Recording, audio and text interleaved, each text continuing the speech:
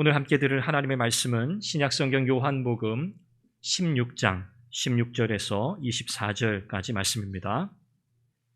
요한복음 16장 16절부터 24절 말씀을 교독하는데 제가 먼저 읽고 24절은 함께 읽겠습니다. 조금 있으면 너희가 나를 보지 못하겠고 또 조금 있으면 나를 보리라 하시니 제자 중에서 서로 말하되 우리에게 말씀하신 바 조금 있으면 나를 보지 못하겠고 또 조금 있으면 나를 보리라 하시며 또 내가 아버지께로 감이라 하신 것이 무슨 말씀이냐 하고 또 말하되 조금 있으면이라 하신 말씀이 무슨 말씀이냐 무엇을 말씀하시는지 알지 못하노라 하거늘 예수께서 그 묻고자 함을 아시고 이르시되 내 말이 조금 있으면 나를 보지 못하겠고 또 조금 있으면 나를 보리라 하므로 서로 문의하니라. 내가 진실로 진실로 너희에게 이르노니 너희는 곡하고 애통하겠으나 세상은 기뻐하리라. 너희는 근심하겠으나 너희 근심이 도리어 기쁨이 되리라. 여자가 해산하게 되면 그때가 이르렀으므로 근심하나 아기를 낳으면 세상에 사람 난 기쁨으로 말미암아 그 고통을 다시 기억하지 아니하느니라. 지금은 너희가 근심하나 내가 다시 너희를 보리니 너희 마음이 기쁠 것이요 너희 기쁨을 빼앗을 자가 없으리라. 그날에는 너희가 아무것도 내게 묻지 아니하리라. 내가 진실로 진실로 너희에게 이르노니 너희가 무엇이든지 아버지께 구하는 것을 내 이름으로 주시리라. 지금까지는 너희가 내 이름으로 아무것도 구하지 아니하였으나 구하라 그리하면 받으리니 너희 기쁨이 충만하리라. 아멘. 아멘.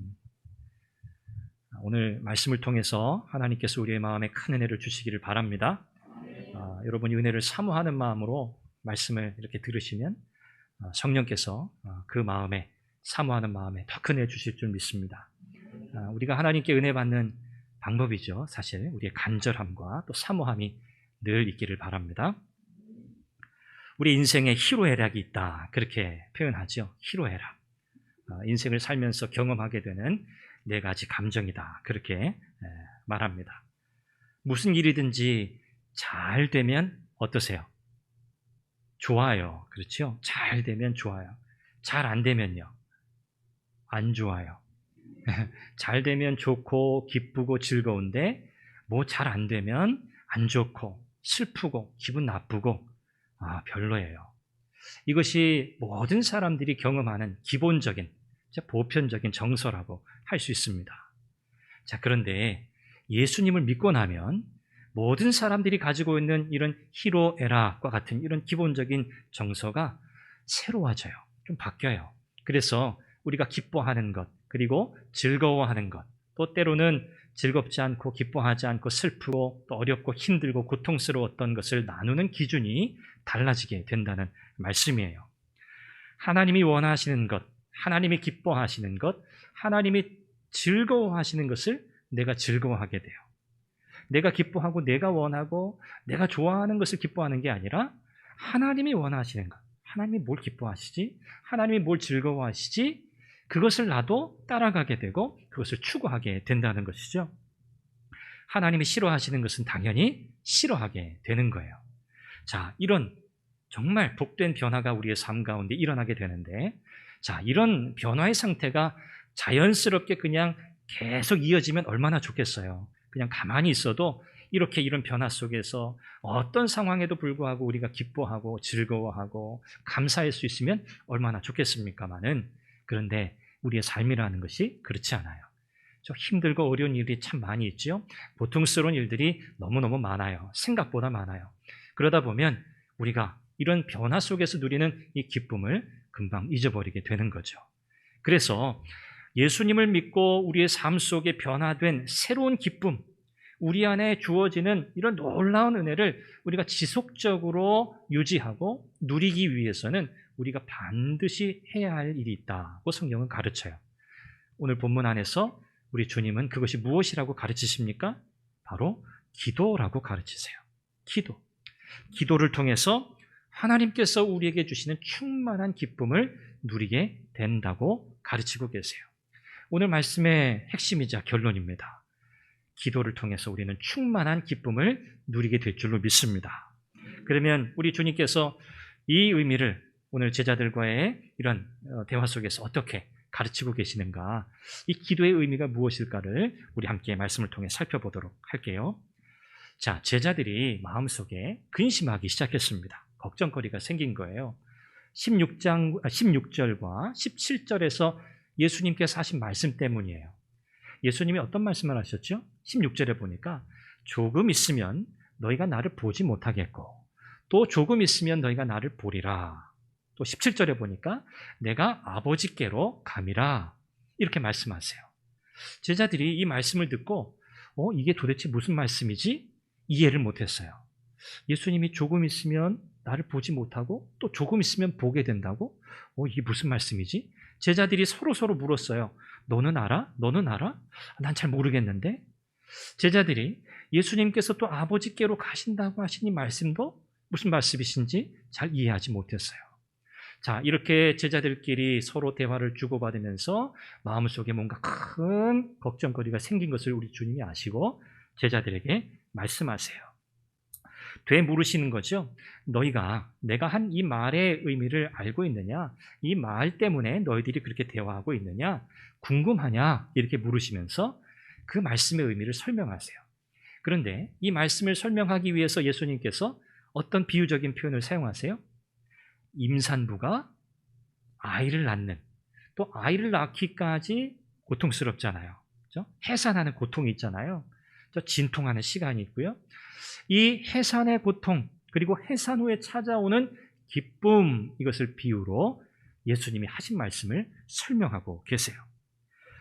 임산부가 겪는 해산의 고통, 이것은 무엇을 상징할까요? 예수님의 십자가를 상징해요. 예수님의 십자가는 마치 임산부가 생명을 낳기 위해서 진통하고 그 해산의 고통을 겪는 것과 같다는 거죠. 그리고 새로운 생명이 태어나는, 신생아가 태어나는 것은 무엇을 상징할까요? 예수님의 부활을 상징해요. 다시 말해서 예수님의 십자가와 예수님의 부활을 말씀하고 계시는 거죠. 여러분, 우리 아이를 낳으신 우리 어머니들 어떠십니까? 다 공통의 경험이잖아요. 아이를 낳기까지 그렇죠? 품고 있다가 이 아이가 세상에 나오게 될 때 이제 진통이 시작되고 사람마다 좀 시간은 다르죠. 진통을 통해서 아이를 낳는 그 고통을 경험하게 됩니다. 상황적으로 이렇게 자연적으로 출산하지 못하고 이렇게 수술을 통해서 제왕절개라고 하죠. 수술을 통해서 출산하는 경우도 많이 있지만, 그러나 기본적으로 생명을 낳는다는 것은 참 어렵고 힘든 일입니다. 고통스러운 일이죠. 아마 우리 여성들께서, 우리 어머니들께서 경험할 수 있는 가장 큰 고통이라고 할 수 있을 것 같아요. 우리 남자들은 잘 모르죠. 잘 모르는 게 아니라 아예 모릅니다. 그런 경험을 할 수 없기 때문이죠. 하나님께서 이런 어머니를 통해서, 여성을 통해서 새로운 생명을 이렇게 잉태케 하고 또 출산하게 하시고, 이것을 통해서 하나님의 역사를 이루도록 하신 이 창조의 섭리, 그것을 우리는 기억해야 합니다. 그러나 이 해산의 고통이 있다는 것. 자, 여기서 예수님은 이렇게 해산의 고통과 출산의 기쁨이라고 하는 이런 비유적인 이야기를 통해서 예수님이 제자들 곁을 떠나시게 된다는 것을 설명하세요. 제자들에게 무엇이 가장 슬프고 고통스러운 일입니까? 예수님이 떠나는 거예요. 예수님이 자기들 곁에서 더 이상 함께 하시지 않고 떠나가시는 사실을 가장 고통스러워하는 사람들이 바로 제자들입니다. 그런데 우리 주님은 조금 있다가 또 나를 보리라, 그렇게 말씀하세요. 영영 가버리신다는 건 또 아닌 것 같아요. 그렇죠? 보지 못한다는 것은 이젠 다시는 보지 못한다는 말이거든요. 그런데 주님께서 조금 있다 또 본다고 하신 말씀, 이 말씀을 제자들이 그래서 이해할 수 없었던 거예요. 영원한 이별이라고 생각했는데 그렇지 않다고 또 주님이 말씀하셨기 때문에 그렇죠. 예수님이 17절에서도 아버지께로 가신다라고 하신 말씀을 제자들은 이해하지 못했습니다. 이 아버지께로 가신다, 가시면 영영 다시 보지 못한다는 거거든요. 자, 예수님께서 아버지께로 가셔야만 하는 이유가 분명히 있다는 것을 이제 우리는 알게 돼요. 자, 조금 있으면 나를 보게 될 거다라고 하신 말씀을 조금 더 생각해 보죠. 조금 있으면 나를 보게 될 거야. 조금 있으면 나를 보지 못하게 될 것이라는 것은 예수님께서 십자가에 죽으시고 그리고 부활하신 뒤에 예수님이 승천하실 것이기 때문에 제자들이 다시는 예수님의 그 모습을 보지 못할 거라는 말씀이에요. 그렇죠? 제자들이 이렇게 보았던 예수님의 사람이신 성육신하신 예수님의 모습, 그 모습을 다시는 못 본다는 이야기예요. 그런데 조금 있으면 또 나를 보리라. 그러면 이 말씀이 무슨 뜻일까? 첫 번째는 1차적으로는 부활하신 뒤에 예수님이 제자들에게 나타나신다는 그 사실을 가리킬 수 있어요. 그런데 이것이 중요한 의미는 아니에요. 조금 있으면 나를 본다는 이 뜻은 부활한 다음에 내가 다시 너희를 만나러 올 거야. 그러니까 걱정하지 마. 이런 의미가 아니라는 거예요. 왜요? 예수님은 잠시 후에 승천하실 것이기 때문이죠. 그러니까 예수님은 결국에는 영원히 가실 거예요. 그래서 여기서 조금 있으면 나를 보리라 라고 하신 이 말씀은 예수님께서 제자들에게 다시 오신다는 의미인데 제자들이 보았던 예수님의 그 모습과는 다른 의미에서 다른 모습으로 제자들에게 오시겠다는 뜻이에요. 자, 그러면 여러분 마음속에 예수님이 다시 오신다고 하는 이 말씀, 조금 있으면 나를 보게 될 거라고 하는 이 말씀의 의미가 이런 거겠구나 조금 짐작이 혹시 가세요? 자, 예수님께서 하나님께로 승천하신 뒤에 예수님이 어떻게 우리에게로 다시 오시죠? 성령을 통해서 오시는 거예요. 성령을 통해서. 그래서 오늘 여기서 말씀하는 조금 있으면 나를 보리라 하신 이 말씀은 누구를 통해서 다시 제자들에게 오시겠다고요? 성령을 통해서 제자들에게 다시 오시겠다는 뜻이에요. 자, 성령께서 이제 제자들에게 또 예수 믿는 모든 하나님의 백성들에게 오시면 어떤 일이 일어날까요? 예수님이 걱정과 두려움에 사로잡힌 제자들에게 너희들에게는 이 모든 두려움과 걱정과 염려를 이길 수 있는 진짜 기쁨이 있다는 사실을 가르치고 싶으셨어요. 그런 맥락에서 이 말씀을 생각해 보세요. 성령께서 예수님 대신에 제자들에게 오늘 하나님의 백성인 저와 여러분들에게 오심으로 인해서 두 가지 면에서 새로운 역사가 시작이 돼요. 두 가지 면에서 새로운 관계가 시작되는 것이죠. 첫 번째는 지금까지 제자들에게는요, 예수님이 함께 계셨어요. 만질 수 있고 볼 수 있고 함께 음식을 먹을 수 있고 대화할 수 있는 예수님이 함께 계셨는데 예수님이 이제 승천하셔서 하나님께로, 성부 하나님께로 가시면 성령께서 오셔서 이제는 예수 믿는 모든 하나님의 백성들 가운데 거하기 시작하세요. 이제는 누가 우리 안에 거하신다고요? 성령께서 우리 안에 거하기 시작하세요. 우리 안에 거하신다, 그렇게 성경이 말씀하죠. 자, 두 번째, 어떤 새로운 변화가 우리 안에 일어나게 되는가? 자, 예수님께서 가시고 성령을 우리에게 보내셔서 성령이 우리 안에 오시면 이제 제자들에게 어떤 큰 변화가 일어납니까? 오늘 말씀을 통해서 보니까 예수님의 이름으로 기도할 수 있게 돼요. 예수님의 이름으로 기도할 수 있는 길이 시작이 되는 거예요. 어떻게 되어야? 예수님이 승천하시고 예수님께서 성령을 보내심으로 예수 믿는 제자들에게 성령이 거하시는 순간 무엇이 시작된 거예요?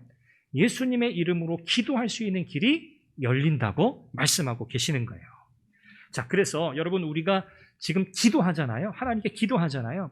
우리가 이렇게 기도할 수 있게 된 그 시작, 출발점, 그 근거가 어디에 있습니까?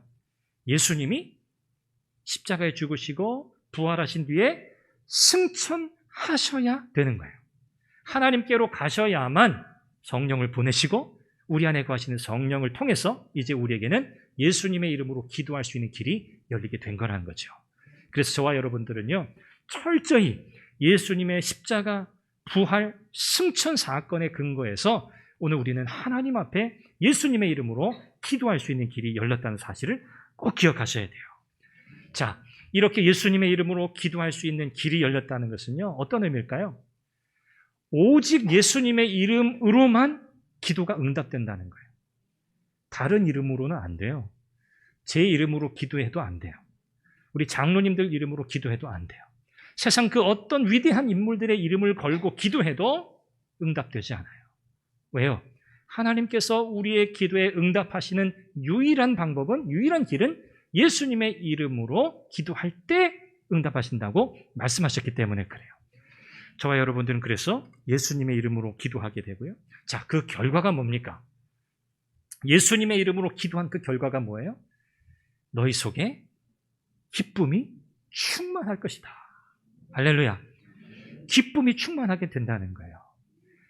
예수님으로 인해서 시작된 구원의 역사, 그 구원의 은총이 우리에게 입혀지는 그 순간, 저와 여러분들은 하나님 앞에 기도할 수 있는 길이 열렸고, 예수 그리스도의 이름으로 기도할 때 그 기도가 응답되는 그 기도 응답의 기쁨을 충만히 누리는 복을 누리게 된 줄로 믿습니다.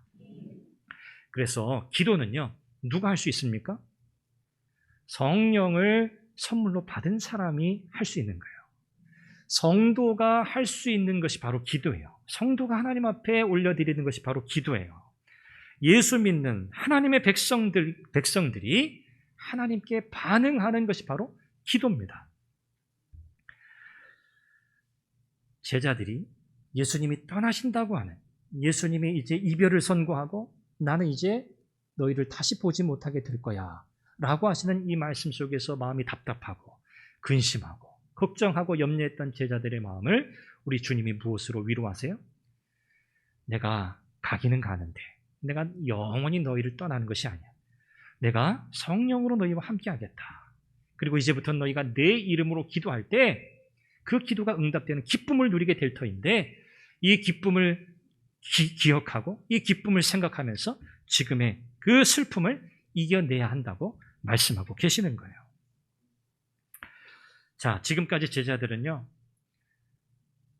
사실 예수님을 통해서 하나님 앞에 그들의 모든 간구, 그들의 모든 소원을 다 사실은 말씀드렸어요. 아뢰었어요. 그런데 이제 제자들에게는 어떤 변화가 일어난 거예요? 예수님께서 승천하시고 성령의 오심으로 인해서 그들은 이제 하나님 앞에 담대하게 확신 있게 나아갈 수 있게 되었어요.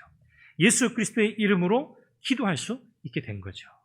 이것이 제자들에게 큰 은혜요, 복이었습니다. 신앙생활하면서 여러분 어떨 때 가장 기쁘시던가요? 기쁨의 종류가 많이 있죠. 우리가 신앙생활하면서 이럴 때 저럴 때 기쁠 때가 참 많이 있어요. 자, 신앙생활 중에 우리가 누리는 기쁨 가운데 아마 큰 기쁨이 뭘까? 기도가 응답되는 기쁨이 아닐까 생각해요. 우리가 기도했는데 하나님이 응답하셨다. 그렇죠? 이것이 얼마나 기쁘고 감사한지 몰라요. 그런데 이 기도가 그때그때 제깍제깍 할 때마다 그냥 바로바로 응답되면 더 기쁠 텐데, 하나님이 우리에게 그렇게 빨리빨리 응답하시지만은 또 않아요. 시간이 너무 오래 걸릴 때도 있어요. 그렇죠? 눈물, 콧물 다 쏟고 더 이상 쏟을 것이 없을 정도가 되었는데도 하나님께서 우리의 기도에 응답하시지 않는 그런 상황을 맞이하게 돼요. 자, 그러나 여러분 우리가 낙심해야 합니까? 아니에요. 낙심할 필요 없어요. 만약에 그것이 하나님의 뜻이면 하나님이 정하신 때에 가장 최고의 방법으로 최선의 것으로 우리에게 하나님이 응답하실 줄 믿습니다. 그러니 여러분, 오랜 시간 기도하는 기도의 제목이 있으시더라도 그 기도가 이렇게 응답되지 않을 수 있나 생각하지 마시고요. 여러분, 끝까지 하나님 앞에 아뢰십시오. 만약에 내가 그렇게 간구하는 그 기도의 내용이 응답되지 않는다면 그것이 응답이에요. 내 간구가 다 내 뜻대로 내가 아뢰는 대로 다 응답되는 것이, 그것이 응답이 아니에요. 여러분 잘 아시잖아요. 그렇죠? 하나님께서 no, 아니야 라고 하시는 것도 응답이에요. 그래서 여러분 그렇게 기도하셔야 돼요. 내 생각을 관철시키는 게 기도가 아니에요. 내 뜻을 하나님이 들으시고 그 뜻을 그대로 다 수용하시고 다 응답하셔야 하는 게, 그게 하나님의 의무가 아니세요.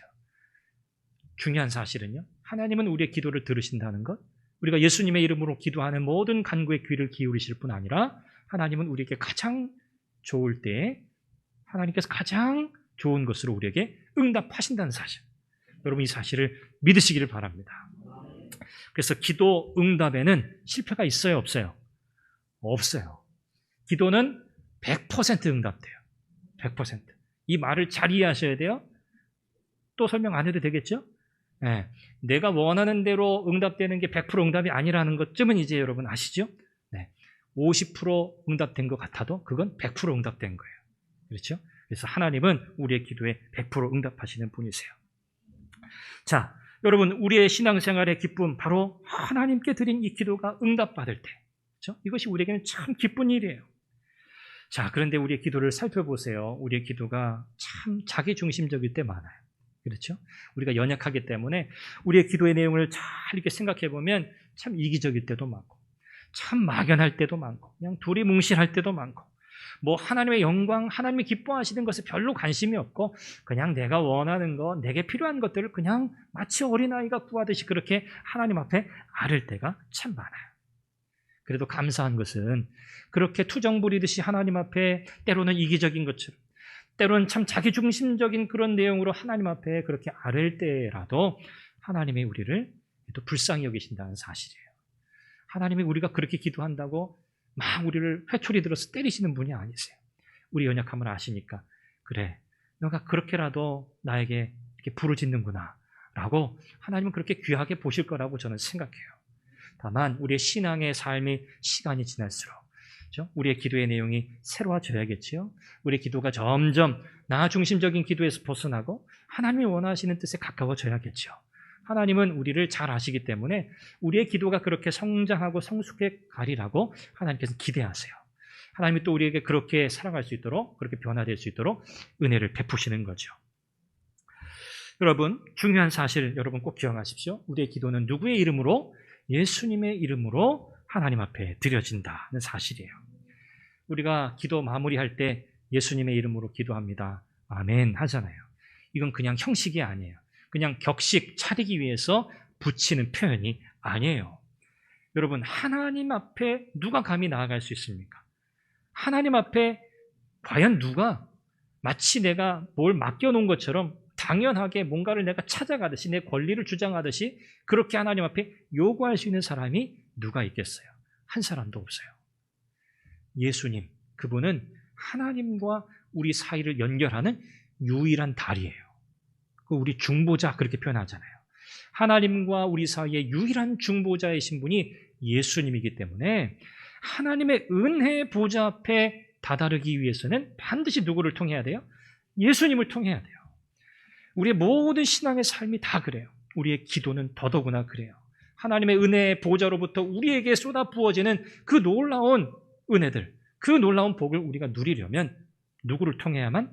예수님을 통해야만 우리가 그 복을 누리게 된다는 사실이에요. 그래서 존 칼빈이라고 하는 이 종교개혁자는 이렇게 표현했어요.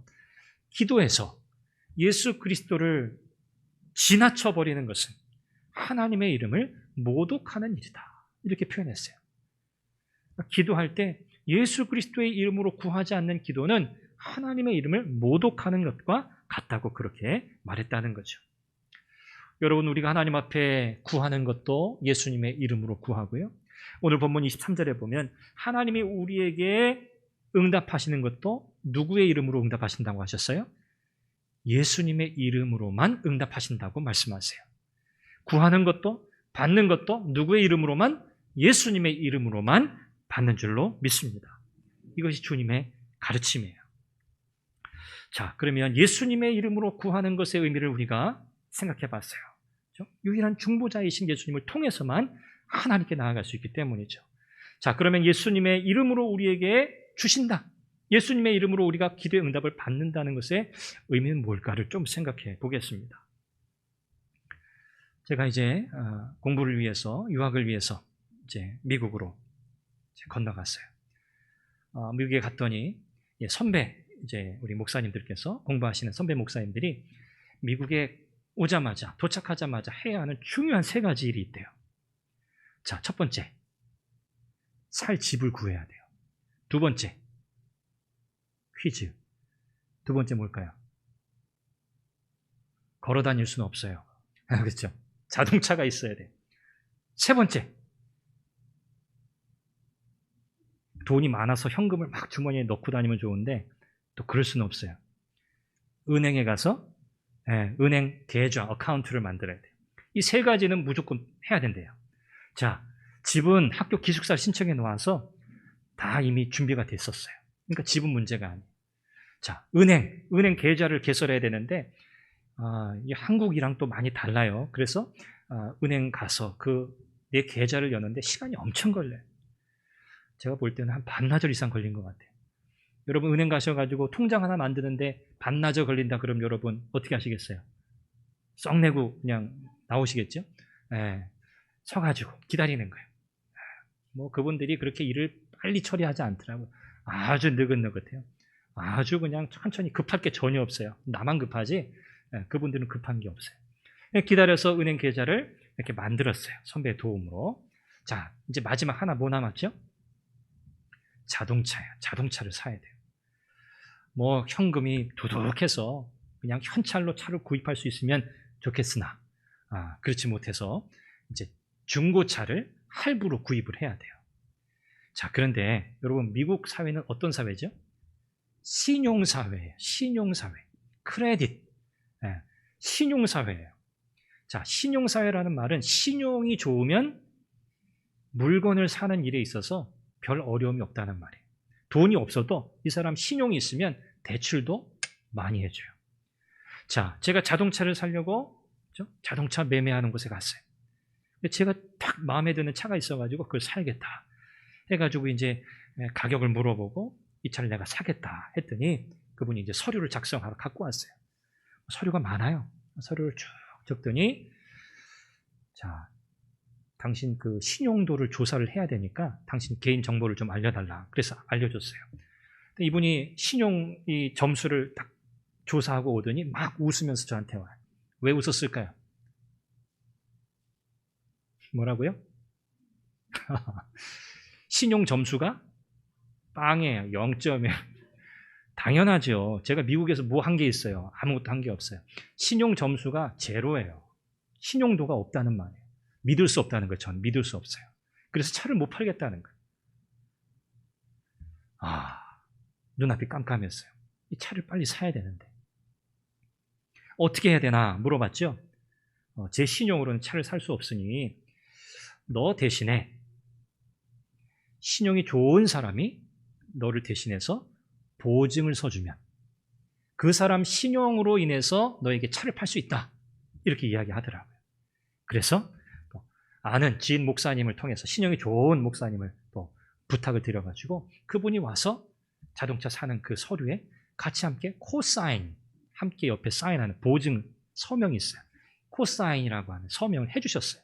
그래서 차를 이제 구입하게 된 거예요. 그 시간이 저에게는 정말 힘들었어요. 나는 이 사회에서 아무것도 아니구나. 내가 할 수 있는 것은 아무것도 없구나. 라고 하는 그런 굉장히 절망감을 경험하게 되더라고요. 이 신용이 가지는 의미가 바로 예수님의 이름으로 하나님이 우리에게 응답하신다고 하는 이 말씀의 의미를 이해할 수 있는 좋은 비유적인 이야기라고 할 수 있어요. 저는요, 아무것도 할 수 있는 게 없어요. 나를 믿고 차를 달라고 할 수가 없어요. 내 이름을 걸고 내가 무엇인가를 얻어낼 수가 없어요. 예수님의 이름으로 기도한다? 예수님의 이름으로 하나님께서 우리에게 응답하신다는 것은 하나님이 우리에게 응답하실 때 나를 보고 응답하신다는 게 아니에요. 하나님은 누구를 통해서 누구를 보고 예수님의 크레딧을 보고 예수님의 신용을 보고 우리에게 하나님께서 주시고자 하는 것들을 주신다는 말씀이에요. 여러분, 저와 여러분들은요, 받을 자격도 없고 하나님 앞에 받을 수 있는 것이라면 하나님의 진노뿐이에요. 우리는 죄인이기 때문에 하나님의 진노밖에는 받을 것이 없어요. 하나님께 우리가 무엇을 당연하게 청구할 수 있는 권리도 없어요. 하나님 이거 주세요 라고 청구할 수 있는 권리도 없어요. 오직 예수님만이 하나님께 무엇을 청구할 수 있고 그런 권리를 가지시고 그런 자격을 가지고 계신 분이세요. 그래서 우리가 기도할 때 어떤 우리의 행함에 근거하지 않고 예수 그리스도의 십자가의 구속의 은혜와 그 보혈의 능력을 의지해서 하나님 앞에 나아가야 하는 거예요. 이것이 어떤 의미라고요? 하나님이 예수님을 통해서만 우리에게 응답하신다고 하는 말씀의 의미예요. 그래서 저와 여러분들은 모든 좋은 것들을 누구를 통해서 받는 거예요? 예수님을 통해서 받는 거예요. 그래서 예수 그리스도가 우리의 삶이 얼마나 귀한 분인지, 그분이 아니고서는 우리의 이 믿음의 여정, 믿음의 삶이라는 것을 이어갈 수 없다는 사실을 여러분 정말 기억하셔야 합니다. 예수 그리스도, 우리의 삶에서 그분이 얼마나 묵상이 되고 있습니까? 우리는 얼마나 예수님을 의지하고 있습니까? 우리가 얼마나 예수 그리스도의 이름으로 하나님 앞에 나아가고 있습니까? 여러분, 우리의 영적인 삶을 점검할 수 있기를 간절히 바랍니다. 자, 이처럼 하나님은요, 예수님의 신용, 예수님의 크레딧, 그 십자가 사건이죠. 예수님의 보혈을 통해서 우리를 보시기 때문에 우리가 예수 그리스도의 이름으로 하나님 앞에 나아가면 하나님은요, 거절할 수가 없어요. 왜요? 하나님이 그렇게 하시겠다고 했거든요. 그게 하나님의 방법이에요. 우리가 예수님을 걸고 하나님 앞에 나아가면 하나님은 우리를 거절하실 수가 없어요. 참 이거 놀라운 은혜죠.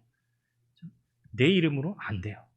아무리 해도 안 돼요. 오직 예수님의 이름으로만 가능한 일이에요.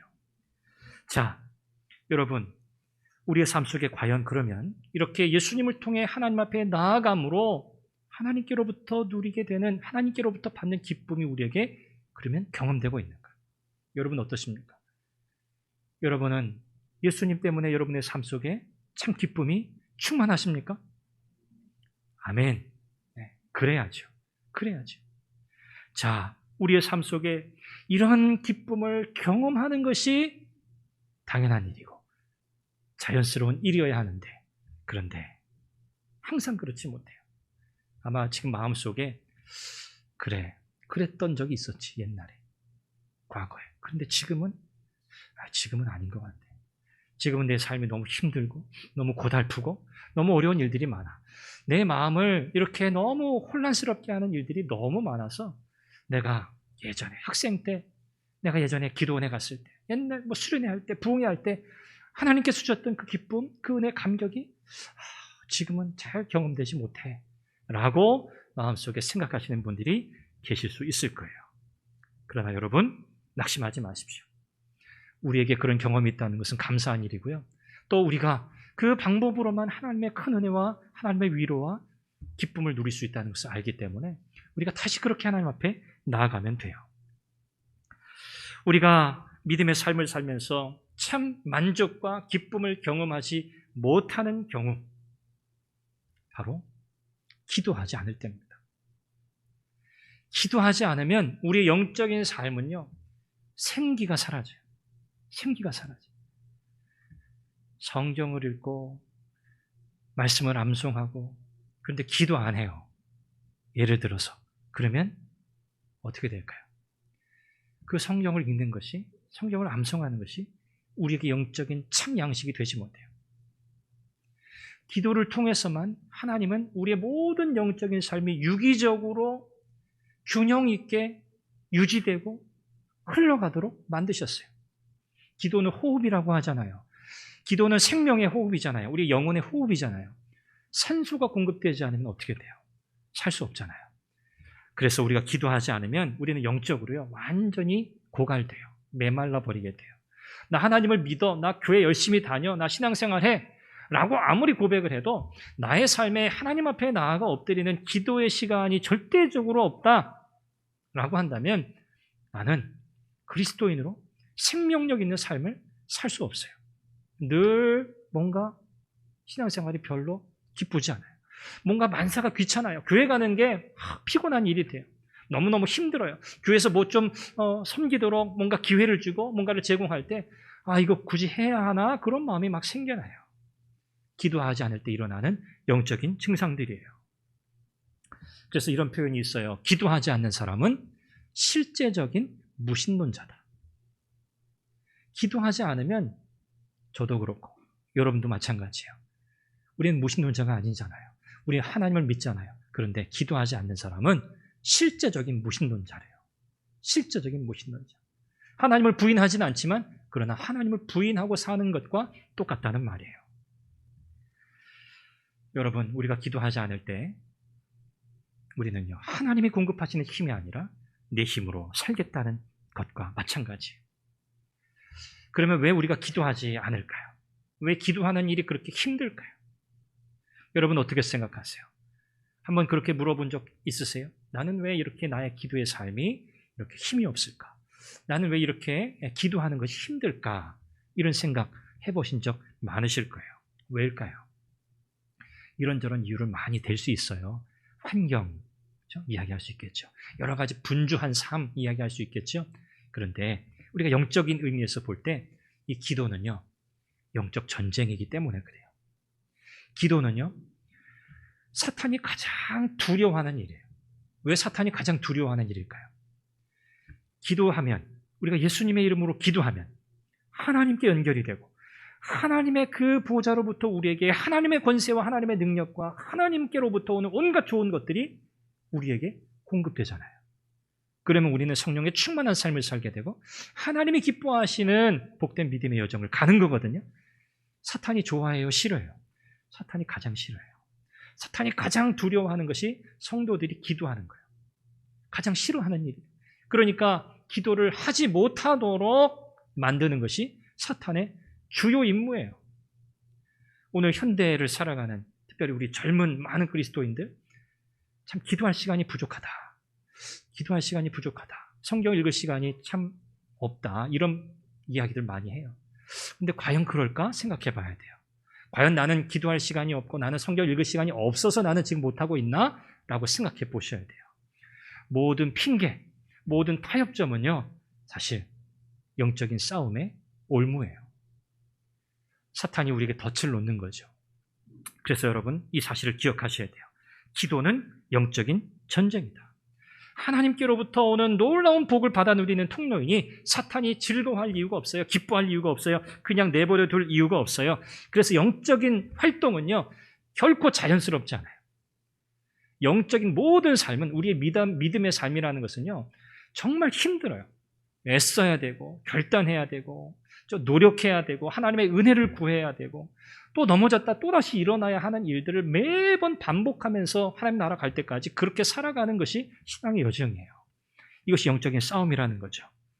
그래서 여러분, 기도의 자리를 마련하는 것, 또 그 자리에서 하나님 앞에 잠잠히 머물러 나아가는 것, 그리고 그 기도를 마치는 그 모든 순간이 여러분 영적인 싸움이라는 사실을 기억하셔야 돼요. 바울이 로마서 15장 30절에 보면 성도들에게 이렇게 부탁해요. 나와 같이 힘을 같이 하여 하나님 앞에 기도해달라.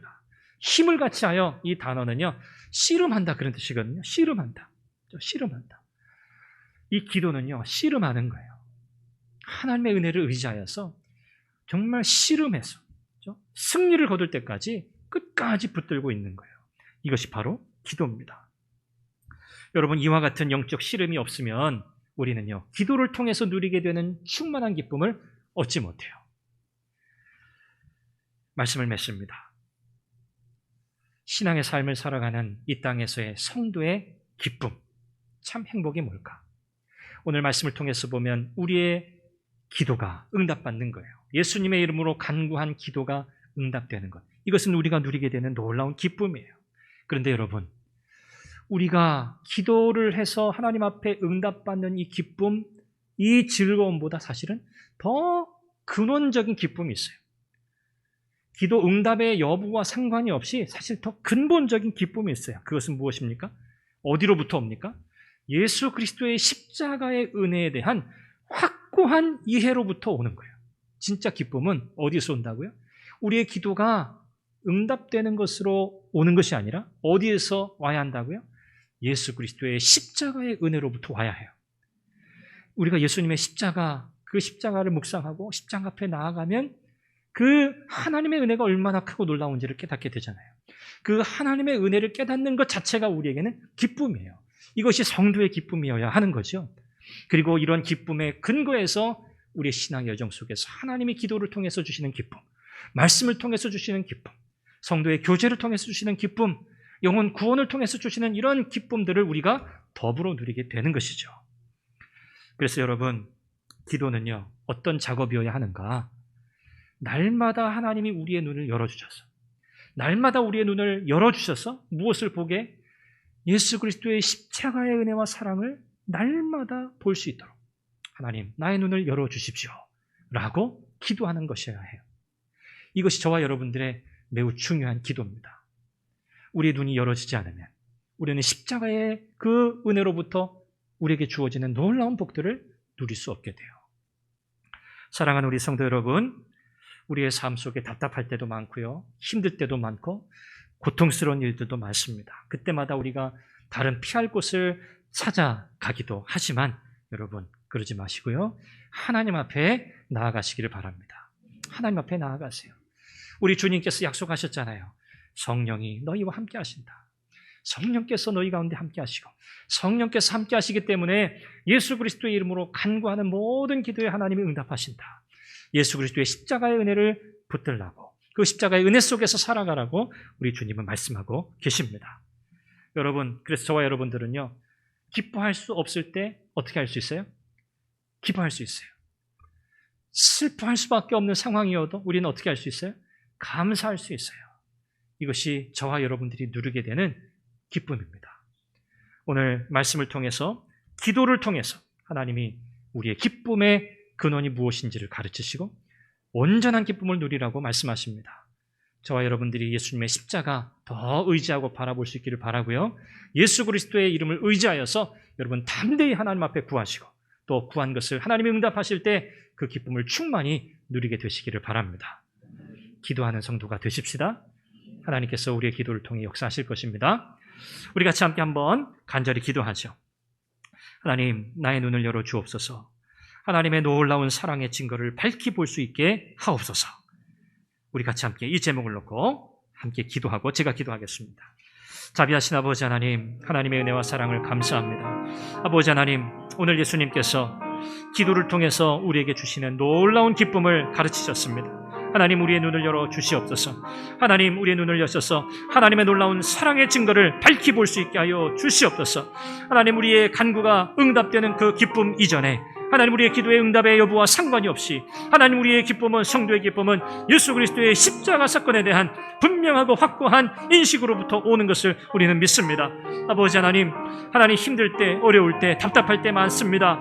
하나님, 희로애락을 누리며 살아가는 인생 여정 속에서 하나님, 다른 것을 피할 곳을 찾지 아니하고 오직 하나님 앞에 나아갈 수 있게 하시고 하나님 앞에 아뢰며 참짐히 나아가 하나님의 은혜와 하나님의 공급하시는 그 놀라움을 경험할 수 있게 주시옵소서. 성령 하나님 역사하옵소서. 우리 모든 성도들의 삶을 은혜 가운데 붙들어 주시옵소서. 자비하신 아버지 하나님, 은혜와 사랑을 감사합니다. 오늘 말씀을 통해서 우리 주님께서 제자들에게 예수 그리스도의 이름으로 기도하는 것의 의미를 가르치셨습니다. 이 땅을 살아가는 성도가 누리게 되는 행복, 기쁨이 무엇인지를 가르치셨습니다.